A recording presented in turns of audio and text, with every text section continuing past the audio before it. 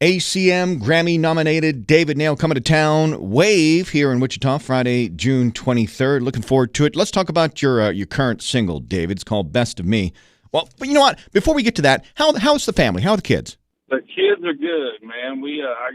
I'm actually home now, so I got out of the house this morning. A lot of times when I have to do these phoners, I have to get out of the house because otherwise I can't focus on talking to you and without, someone begging me for a grilled cheese or to put cocoa melon on the television. So I'm out driving around actually running some errands right now, but the family was good. No this morning, but I assure you something will happen before I get home because it usually does. Well, okay, so you sidetracked me. You just mentioned grilled cheese. You putting mayonnaise on or butter on your bread when you make that grilled cheese?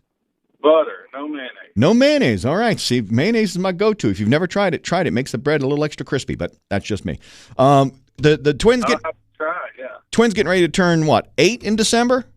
That's right, yeah, and the little one will be 3 in October. So we got our hands full, especially summertime out of school. We're trying to figure out ways to entertain them and keep them busy, and it's been a challenge thus far. But like oftentimes, you hear things fly by. And in the summer, I literally was just thinking my wife and I was trying to figure out how we could get up to St. Louis to watch a baseball game, and we're already almost through with June, and I told her, I said, if we don't hurry up and pick a date, it's going to end up being September, and we're going to be like, oh, well, we didn't go. Yeah, you got to make time for that. St. Louis will always hold a special place in my heart. That's where my wife Amy and I met.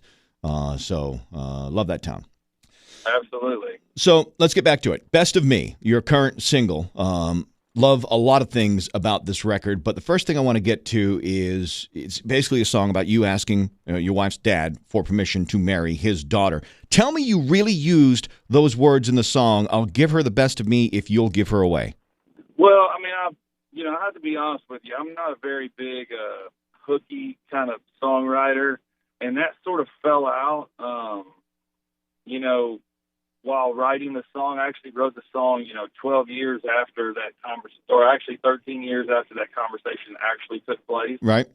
And I don't remember exactly saying that, but I remember saying something along the lines of like, hey, I know my future looks a little blurry right now, and there's not a lot of like concrete evidence that, that Catherine and I will have a very stable beginning. But I assure you I will do everything under my power, to give her the best of what I am as a person. If you'll, approve of, give me your blessing as far as marrying her. And I got to tell you, man, this song has brought up so much conversation and so many memories about that night. Because I proposed later that night. I actually had that conversation with my father-in-law, went and bought a ring. Then we went and had a glass of wine at a restaurant and came back, took a walk to the park in her parents' neighborhood, and I asked her that night. So it was very quickly arranged once I had that blessing. Yeah. I think more than anything, I was just too nervous to be carrying around a ring, especially one that I had to finance because I didn't have $50 to put down. Yeah, I get that. You and your wife. Sorry, go ahead. No, sorry. I was just going to say, like, it's brought back so much conversation about that, and they were just, my mother-in-law and father-in-law are two great people. I can't think of, a lot of times people complain about their in-laws and make comments, and they're just two really great, morally sound people who raised their daughter fantastically and have been so great. They moved, once the twins were born, they moved here to Middle Tennessee to help us out, and we could have never done it without them. And it's it's sort of kind of, been a way to kind of look back, 14, 15 years ago on how we started out and just like how much we've been through and how far we've come, and just kind of been a really sweet sort of remembrance of that. Yeah, for sure. I love the way you used your wedding day footage to make the video. A couple of questions about that, though. First of all, do you remember what your wedding song was that you danced to? Our dance song was a song called Desire by Ryan Adams. He's kind of an Americana, like folk rock kind of artist. And I noticed you and the groomsman and the best man didn't have any ties on. Was that by design, or was it just a dang hot day that day? Well, both. It was by design. I wanted to make it easy. Like I said, we didn't have no money, and a lot of those groomsmen didn't have any money. One of them was a professional athlete. He was probably the only one that could afford a suit. So the rest of us didn't have any money, so I didn't want to make it difficult for anybody to be able to put together a suit. So I literally had just instructions of, if you can find a black suit and a white shirt, we can make it happen. Yeah. And so that was what everybody needed to have. And then it was, my wife actually picked that day, which was right around CMA Music Fest, which just ended here in Nashville. And she picked that day because she said it was one of the days that the place we had the wedding at had to get married. But also the Farmer's Almanac said it was only going to be an average temperature of 84 degrees. And I told her the Farmer's Almanac's been written for 100+ years, so that average is sort of skewed. And I said, I've lived here for 20 years. It wasn't 20 years at the time. I said, but it hadn't been 84 degrees on June 6th since I've been here. And it sure enough wasn't 84 degrees that day. It was probably about 92, 93. Ooh. And there we were in those black suits. And between the sweat and the crying, I was one wet mess. No, I bet you were, but totally worth it, right? It was absolutely worth it. I think back to, it was such an emotional day. My one side of my grandparents were no longer with us, and one side was, but they were too. It was a little too much trouble to get them to Nashville, so it was just a lot of nostalgic, a lot of reminiscing, and before the wedding, seeing family members from both sides and talking about my grandparents and how much they wanted to be there, and the other side looking down. And I can remember just being a sob of tears for the hour before, and the person trying to take our groomsmen pictures, and all my buddies trying to coach me to get it together. It was an awesome day, man. One I'll never forget. And you don't often look back on your wedding footage. It's not like we sit around and, I watch ESPN. I don't sit around and ask my wife if she wants to go back and watch our wedding videos. So it's been a long time since I've seen a lot of that, and it was emotional to watch it back and to watch my kids, especially the older ones, watch us. I had my kids made sure and reminded me how I don't look anything like that anymore. And I said, well, that happened, and 14 years from now, you won't look like you're 7. Yep. You got it. And I love, I think everyone should look at their person the way your wife looks at you in the music video to Best of Me. She is just, boy, she's in love with you. You know what I'm saying? It's funny because everybody always talks about the vice versa, how I hear her mom in conversation all the time, to the point where sometimes it's a little uncomfortable because I'm like, does she know I can hear her? But she'll make references about how I look at Catherine or how I look at the kids. And I said, well, I must be doing a good job because I feel like I'm yelling at the kids the majority of the day. So I'm glad that I muster up some sensitive, sentimental views for other people to enjoy. But we've been through a lot, like a lot of couples have. I can remember growing up, and you sort of had this idea that once you got married, life was sort of kind of figured out itself, and it's been anything but that for us. And like a lot of people, we've had a lot of personal issues, we've had professional issues. She's had a front row seat to my life in the music business, and obviously it's not been super easy, and the travel and all that stuff. And there was a stretch where, it got really the best of us, and I really didn't expect her to want to stick around much longer. But not only did she kind of dig in her heels, she told me that, hey, those vows weren't just something I was spitting out. I meant them, and it's awesome. We got a beautiful family, and I think a lot of times, like I said, a lot of other people do the same things. You kind of look around and smell the roses once in a while, and to convince yourself everything's not falling apart. But we tell each other all the time we've been very, very blessed. We've got 3 beautiful, healthy children, and just very, very lucky to still be in this business, to still be still get to go out on the road, though it's hard to leave the family. We still get to go out on the road and sing for people, and it's still a lot of fun. Yeah, you got to work at that marriage every single day. So I'm glad you guys survived all the messy stuff and things are good moving forward. Let's talk about you moving on from MCA Nashville. How hard was that for you to do, and what was like the final straw, the final thing that made you go, you know what, I'm going to be brave and I'm going to do this? Well, I mean, I think that, it was more sad than anything. It was, I had known some of those people for 20 years.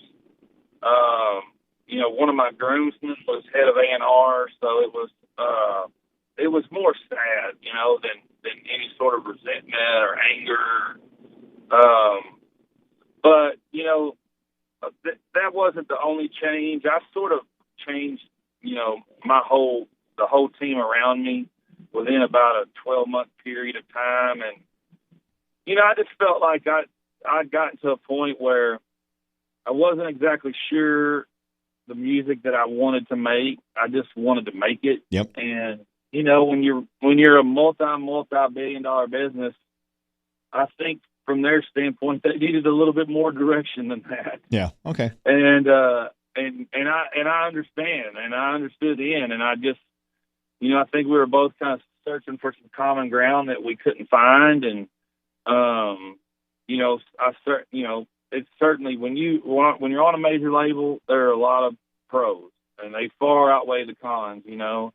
Obviously the budgets are bigger, and the power that they have, and the leverage that they can create for you, the doors that they can kind of break down. But I was just at a point in my life where I didn't necessarily know what I wanted to do. I'd kind of come to a crossroads, and I felt like maybe some people expected me to do one thing, and I wasn't necessarily. I've never been a very rebellious person, but I think at that point in my life, I sort of didn't exactly love going in that direction, right, or chasing something that I wasn't truly passionate about. And so I became a free agent, and I've been more or less a free agent ever since, and it's sort of, dance to the beat of my own drum to a certain extent, and it's been fun, and obviously I still keep in touch with a lot of those people, still have a ton of, great relationships with a lot of those people in that building, but it was just something. I think it happens to everybody, maybe not George Strait. He's been there for about 50 years, but it eventually happens to everybody. And there's, you get a young group of people that comes in, and it's a lot like athletics. There's always somebody coming for your job. Right. But I still, I've still been making music since I left, and still love it, and still, have been as creative, probably been more creative than I ever was there, just because I have a lot more control, and I have a lot more time to kind of control, like, where it is and what it is I'm writing about. Right. Nothing wrong with being your own boss, David. Nothing wrong with that at all. All right, so you got the new single, moving through the rest of the year. Let's look ahead a little bit. What do you got for as far as projects and irons in the fire, maybe moving into 2024? What's funny is last year I wrote and recorded. I didn't record everything I wrote, but I probably wrote and recorded as much as I have in, probably 15 years. Oh, okay. You get so busy on the road, and it's just hard. I was never one of those people. When we were on the road, we were on the road. It's hard for me to be super creative while I was out there. And then when I was at home, last thing I wanted to do was work. I wanted to be with the family. So last year I really, especially at the beginning of the year, spent a lot of time with a couple of different people writing, and we've got a bunch of stuff sort of in the bag, so to speak. I don't necessarily know what's coming out after. I've got a song coming out in an EP here in a couple of weeks called Best of Me. It's after the song, and the last song from that EP will come out. It's called Silverado. And ironically, I told my wife yesterday, I said, we go out west for about 3 weeks in August, and I told her, I said, man, I really want to sit down between now and then and kind of just, it's very weird when I get in that creative space. I just like to kind of sit down by myself and brainstorm and listen to a lot of different music and try to figure out where it is that I feel myself leaning. And it's not always the most accurate example or the best way to do it, but I've been doing it that way for a long time. And so I don't necessarily know. Maybe I do, and I just haven't sat down to kind of explore it. But I'm excited about what's next. Good. Like I said, I've built up my catalog over the last 12 months, and I don't want to just throw stuff out to be putting stuff out. Right. But if I have to do that to bide some time until the next thing, and then I have some stuff that I can dive into. Well, sounds like you're in a good creative headspace for sure. One final question here. What are you passionate about that has absolutely nothing to do with your music career? Well, I mean, obviously, I probably wouldn't be a very good husband or father if I didn't say my family. Sure. I mean, my wife and I, we spent a long time and had a long journey trying to have kids, and it took a lot of time and a lot of money. And I was thankful enough that a song like Whatever She's Got allowed me the opportunity to do a lot of different crazy things that allowed us to have, all three of our children. And so we're definitely very passionate about them. And especially, my wife sort of hates that they get older.